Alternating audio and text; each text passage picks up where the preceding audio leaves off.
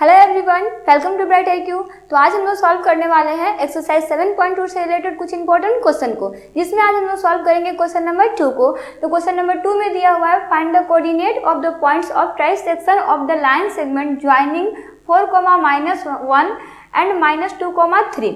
यानी कि हमारे पास दो बिंदु दिया हुआ है -4,-1 और -2,3, जो कि हम लोगों को बताना है कि ये दोनों पॉइंट जो है वो रेखाखंड को ट्रीसेक्शन यानी कि समत्रिभाजित करने वाले कोऑर्डिनेट का मान निकालना है। समत्रिभाजित करने वाला कोऑर्डिनेट यानी कि समत्रिभाजित करने वाले निर्देशांक को ज्ञात करना है।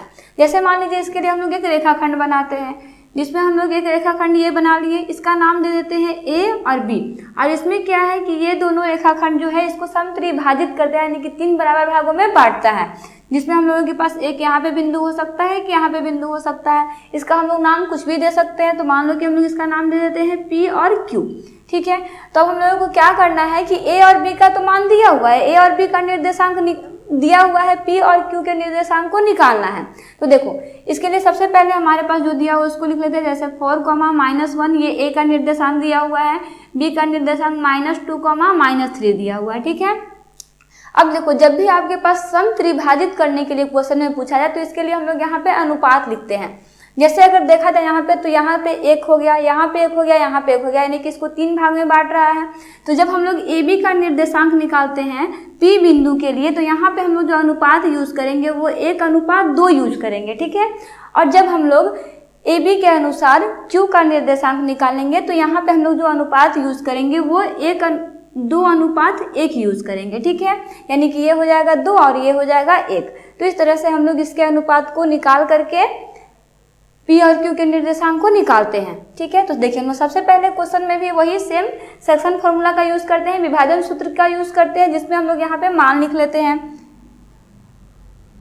तो सबसे पहले हम लोग मान लिख लेते हैं x1 y1 x2 y2 का, जिसमें A का मान है x1 y1, जिसमें x1 का वैल्यू हो जाएगा 4 और y1 का वैल्यू हो जाएगा -1, x2 का वैल्यू हो जाएगा -2 और y2 का वैल्यू हो जाएगा -3। ठीक है, अभी हम लोगों को एक P का निर्देशांक निकालना है। इसके लिए हम लोग रेशियो क्या लेट करेंगे, तो इसके लिए हम लोग m1 का वैल्यू 1 और m2 का वैल्यू 2 लेट करेंगे। ठीक है, कब? जब हम लोगों को P का निर्देशांक निकालना है तब।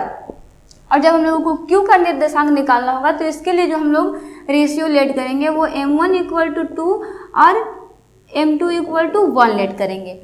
ये मैं पहले ही आपको क्लियर कर दी हूँ कि हम लोग 1 और 2 क्यों लेट किए हैं, क्योंकि यहाँ पे AB रेखाखंड जो है इसे समत्रिभाजित कर रहा है, 3 बराबर भागों में बांट रहा है। इसलिए पहला मेरा AP निकालने के लिए A और B के अनुसार जो निर्देशांक का में जो अनुपात होगा वो 1:2 होगा। उसी तरह से हम लोग Q का निर्देशांक निकालेंगे तो हमारा A और B का जो निर्देशांक है उसके अनुसार ये 2:1 होगा। ठीक है, इसीलिए हम लोग यहाँ पे अनुपात लिख लिया। अब हम लोग P का निर्देशांक निकाल लेते हैं। तो P का निर्देशांक के लिए हम लोग सेम वही फॉर्मूला का यूज करेंगे, जो होता है m1 x2 plus m2 x1 बटा m1 प्लस m2। नेक्स्ट में y का हो जाएगा, जिसमें m1 y2 plus m2 y1 बटा m1 प्लस m2 हो जाएगा।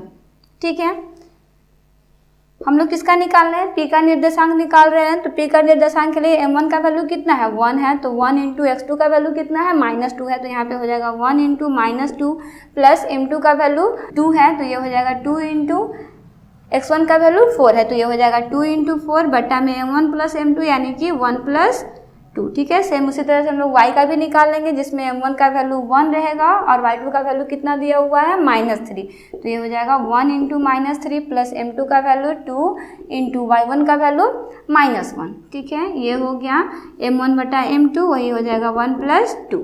ठीक है, इसे हम लोग सॉल्व कर लेते हैं। तो -2 को 1 से मल्टीप्लाई करेंगे, -2 यहाँ पे इसको मल्टीप्लाई करेंगे, ये हो जाएगा 8/3। इसे हम लोग मल्टीप्लाई करेंगे, -3 को 1 से मल्टीप्लाई करेंगे, -3। देखो यहाँ पे -1 है, यहाँ पे +2 है, माइनस प्लस मल्टीप्लाई होकर माइनस हो जाएगा, यानी कि ये भी हो जाएगा -2/3। इसे हम लोग सॉल्व करेंगे फर्दर। तो ये हो जाएगा 8 में से 2 जाएगा तो कितना बचेगा? 6 बचेगा, ये हो जाएगा 6/3। इसे हम लोग सॉल्व करेंगे तो माइनस माइनस प्लस होगा, लेकिन साइन बड़ा नंबर का होता है इसलिए क्या हो जाएगा? -5। ये हो गया -5/3।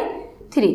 इसे और थोड़ा सा सॉल्व कर लेते हैं, क्योंकि यहाँ पे 3 के टेबल में 6 आता है, कितने बार में आता है? 2 बार में आता है, यानी कि इसका निर्देशांक हो जाएगा 2, -5/3। ये हो गया आपका P का निर्देशांक। इसी तरह से हम लोग Q का निर्देशांक निकालते हैं, लेकिन उसके लिए हम लोग रेशियो क्या यूज़ करेंगे? 2:1 यूज़ करेंगे। ठीक है, तो हम लोग नेक्स्ट इसके अनुसार Q का भी मान निकाल लेते हैं, यानी कि Q के निर्देशांक को फाइंड आउट कर लेते हैं। तो चलिए अब हम लोग निकालते हैं Q बिंदु का निर्देशांक। ठीक है, तो Q का निर्देशांक निकालने के लिए हम लोग सेम उसी फॉर्मूला का यूज़ करेंगे जो होता है m1x2 प्लस m2x1 बटा m1 plus m2 comma m1y2 plus m2y1 बटा m1 प्लस m2। देखो आपको बार बार फॉर्मूला लिखने का जरूरत नहीं है, क्योंकि आप जो क्वेश्चन सॉल्व कर रहे हो वो एक ही में दोनों क्वेश्चन को सॉल्व कर रहे हो। तो एक बार आप फॉर्मूला लिखना और उसके बाद में दूसरे बार में इसका फॉर्मूला लिखने का जरूरत नहीं है, डायरेक्ट आप इसमें पुट करके सॉल्व कर देना। मैं इसे इरेज करके बताई थी, इसलिए मैं दोबारा से फॉर्मूला को लिखी हूँ। ठीक है, तो चलो यहाँ पे Q का निर्देशांक फिर से हम लोग उसी तरह से निकालते हैं। m1 का वैल्यू हम लोग अभी तुरंत बताई थी मैं कि यहाँ पे Q का निर्देशांक निकालने, इसलिए हम लोग क्या यूज़ करेंगे? 2:1 यूज़ करेंगे, इसलिए यहाँ पे m1 का वैल्यू 2 और m2 का वैल्यू 1 हो जाएगा। ठीक है, तो m1 का वैल्यू कितना है? 2 × x2 का वैल्यू -2 प्लस m1 का वैल्यू 1 और x1 का वैल्यू 4 दिया हुआ है। ठीक है, m1 बटा m2, तो यहाँ पे हो जाएगा 2 + 1 कॉमा m1 का वैल्यू फिर से हो जाएगा 2 × y2 का वैल्यू -3 प्लस m2 का वैल्यू 1 × y1 का वैल्यू -1।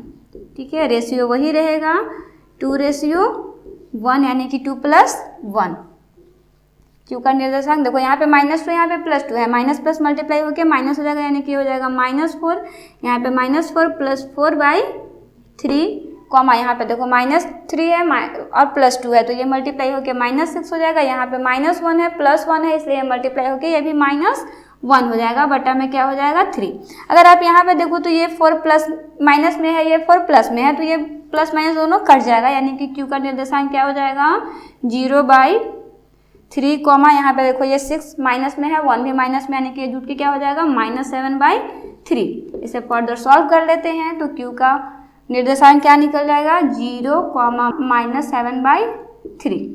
तो इस तरह से हम लोग Q के निर्देशांक को भी बहुत ही आसानी से निकाल चुके हैं। ठीक है, तो क्वेश्चन बहुत ही आसान है, क्वेश्चन बिल्कुल भी हार्ड नहीं है। बस आपको ध्यान में सिर्फ क्या रखना है, यहाँ पे सम त्रिभाजित करने वाला मान रखना है। और इसके लिए भी सिंपल से आपको याद ये रखना है कि जब भी आपके पास कोई भी क्वेश्चन दिया रहे और सम त्रिभाजित करने के लिए दिया रहे, तो सबसे पहले आप 1:2 मान लो, फिर 2:1 मान लो, उसी के अनुसार P और Q का मान निकाल दो। ठीक है, यानी कि P और Q के निर्देशांक को निकाल दो। तो मिलते हैं नेक्स्ट वीडियो में एक इंपॉर्टेंट क्वेश्चन के साथ। So thanks for watching, like share and subscribe, right IQ।